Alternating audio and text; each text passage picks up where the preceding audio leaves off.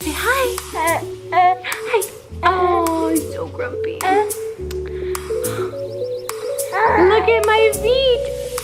Look how cute they are. Zoe. Zoe. Look how cute I am.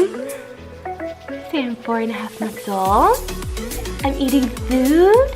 My mommy doesn't know what she's doing with this damn video stuff. No idea.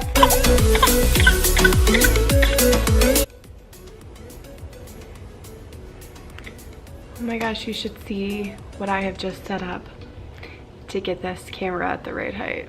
Kind of ridiculous and a little embarrassing. Hope nobody stops by.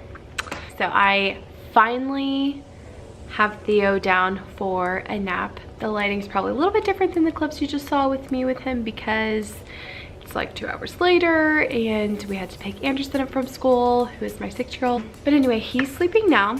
Anderson is in my bedroom having some iPad time, and the dogs are in there with him because if they weren't, you would literally hear them like fighting on the floor and growling and whatnot. But anyway. I'm rambling. Why do I ramble? Okay, so I've been wanting to come on here and make videos for so long, and one of the things that I really want to get in video form and get out there in front of people are some of my goals for the rest of 2017. I feel like when you put things out there on the web for people to see, read, watch, all of that, you kind of have to hold yourself a little bit more accountable. You can't just, anyway, okay. So, mom goals, motherhood, parenting related goals for the rest of the year. I mean, and really they should be all the time, let's be real. But they're things that I need to focus on just a little bit more. So my number one goal is to get in bed by about 10 o'clock. Between 10 and 11, I have the worst tendency, especially if I have a hard time getting the baby to sleep. He typically goes to bed at about 7:30. Sometimes he doesn't get down until about 8:30 if he's like really fussy, or if he's had a late nap, or if we've had company over, or you know, something like that. But for me, I really need time to wind down when I get to bed. So if I lay down at 12:30, I don't fall asleep until 1:30 or later sometimes. And then Theo is a really good sleeper once he gets down, but if I don't go to sleep until 2, he usually wakes up for his only night feeding now at about 3:30 or 4. So I really get like 2 hours of sleep. I wake up and then like 2 or 3 more hours of sleep before I have to get up for the day, and it's just not enough. So to give myself that time where I can really unwind and like watch TV or do my nails or something like that I like to do sitting on my bed, my goal is to be in bed. I can be awake, just in bed by about 10:30. Number 2 is allow myself time to get ready in the morning. So I'm really bad for putting myself, appearance-wise, putting myself last. So I take Anderson to school with no makeup on. Usually I kind of throw myself together and I take the baby in his jammies. We just kind of do breakfast and do the bare minimum, really, and then take him to school. By the time we get back, it's time for the baby's nap. During that time is when I usually have my coffee for the day because I'm busy before that. I have coffee, and when you have your cup of coffee and you're tired, I mean, you don't want to go get ready. No, you want to sit there. You want to sit and have your coffee and stare off into space, or, you know, watch a show that you've been needing to get caught up on, or play on my phone if you're like me. You know, I don't feel like going to put a full face on at 9 o'clock in the morning. I just don't. I feel so much better when I'm a little bit more put together and have clean hair, and, you know, I have brushed hair and, you know, just a little bit of makeup on. Number 3, and this is probably the most important one for me, is to, yes, stick to the routine that I've created for our family, but don't get stressed out when things go differently than the routine. And you know, I really love a good routine. I love, you know, when I was working outside the home, I loved that because it was the same thing every day, and it might be a little boring, but I think that it's comforting. It's good. It makes me feel good. So now that my routine is basically revolved around Theo's routine, when that changes, which it does with a baby, obviously, I just get overwhelmed easily, and I feel like, oh my gosh, I'm not getting anything done. I have so much cleaning to do. I have all these errands to run. I haven't texted this person back. I haven't done this, and blah, blah, blah, blah. My dogs need to go on a walk, and my poor dogs don't ever get to go on a walk. Like, the mom guilt is real, and you have to let some of it go. You have to let some of it go. You have to accept the fact that you're always gonna have stains on your carpet. Your throw pillows are gonna be thrown. Things are not gonna be perfect. As you can see in the background, like, I mean, I have just stuff. Like, it's not gross in my house. I mean, sometimes it is, but right now it's not gross, but there's just stuff. And before I had children, my husband and I were just talking about this the other day. We would spend our weekends, we would clean on Saturdays, and then we would just lounge. We would literally just sit and watch TV and do whatever. And now it's just, you know, a little bit here, a little bit there, and you have to do the best you can do, and don't stress out about it. Things will change with kids. The schedule will change, the routine will change, the bedtime will change, the good morning time will change, the breakfast time will change, the food will change, the things that they like will change, everything will change. So for me to keep an open mind about, you know, just allowing that is really important. Number 4 is to try to accomplish a little bit more in the morning. First of all, that's when Theo is the happiest. I keep looking at myself in the viewfinder because my teeth look gray. I hope it doesn't look like that for real, but anyway, I'm sorry if that's annoying.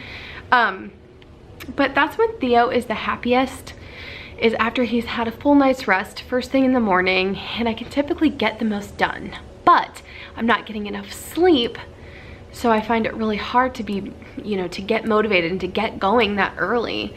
And I only have 1 cup of coffee because I'm breastfeeding. So, I mean, it's not like, you know, before I had kids, I could just down some caffeine and, you know, blitz the whole house and be done. But now it's a little bit different.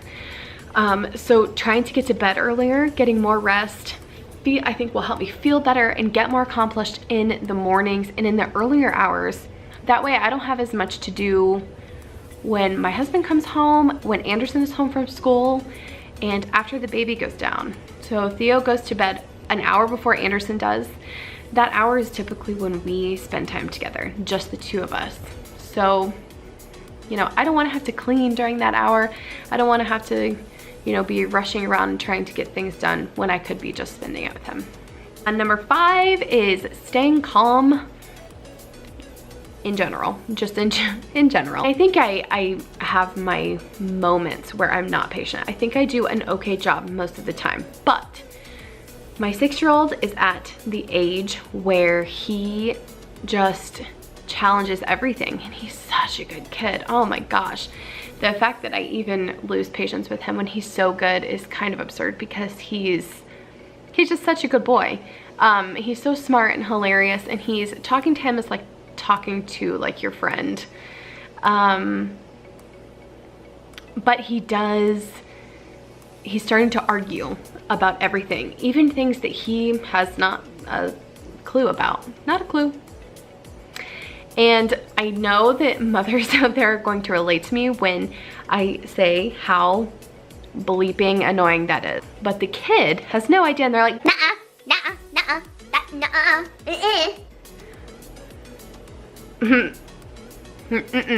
It's just annoying, and it gets so old.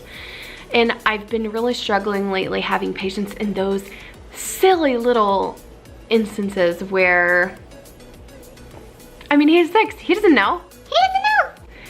But I have to step back and I'm like, oh, because it's just like a constant like, but I have to remember 98% of the things that we talk about are hilarious. I mean, we have some of the best conversations and he will just tell it like it is, and it's so funny. All right, so number 6 is another one that's super important for me personally. To get out of the house every single day. And I'm talking about more than just running Anderson to school or to the bus stop. Get out of the house. Theo and I, at the bare minimum, we need to at least go on a walk around the neighborhood. Or sometimes I'll walk up to the bus stop, which is actually in the neighborhood next to ours. But it's kind of a ways, but we can walk if the weather's nice. But I feel like it's so important for both of us. For the baby too, I feel like, you know, our place is kind of small, so there's only a few different places that we can be in when we're inside. And I feel like it just gets old to him, the same surroundings, and it sure gets old to me. So I can only imagine how it must get old to, you know, a little baby that needs different, you know, stimulation and things like that. So getting out of the house, meeting up with people, is a big one. I really don't leave Theo that much because he's still breastfed, but getting out of the house on a walk, even going to the store. I do all my grocery shopping online these days, let's keep that real. But I do enjoy a good Target run. And Anderson loves to go to the library, to the park, to the pool, we have a couple good splash pads here in Central Ohio. So those things really help keep me sane. And it's so easy when you're feeling like a little bit down when you have a new baby and you feel like just gross and not yourself. It's so easy to like isolate yourself and stay inside and just, you know, anyone who's had a baby, and even people that haven't had babies, it's easy to isolate yourself when you don't feel like interacting with people, and sometimes you need that. But for the most part, I'm happier even if I force myself to go out, even if I'm like, oh my god, I don't want to, I don't want to get ready, I don't have anything to wear, blah, blah, blah, blah. And I make all these excuses. Once I finally do, and once I'm there, once I'm like having a drink with a friend or out to dinner with someone or, you know, whatever, I'm happy that I'm there.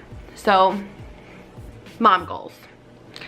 So anyway, those are my goals for the rest of the year, and hopefully I can get in a better kind of routine with some of those goals, and they can stop being goals and they can just be kind of how I live my life. I don't know.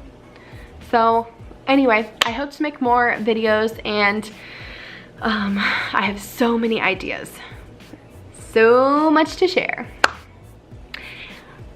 And yes, I'm gonna have so many bloopers. All right, well, subscribe if you haven't already, which I'm guessing you haven't because I've only got 16. So I will see you guys next time, or you'll see me next time. Why is it so corny?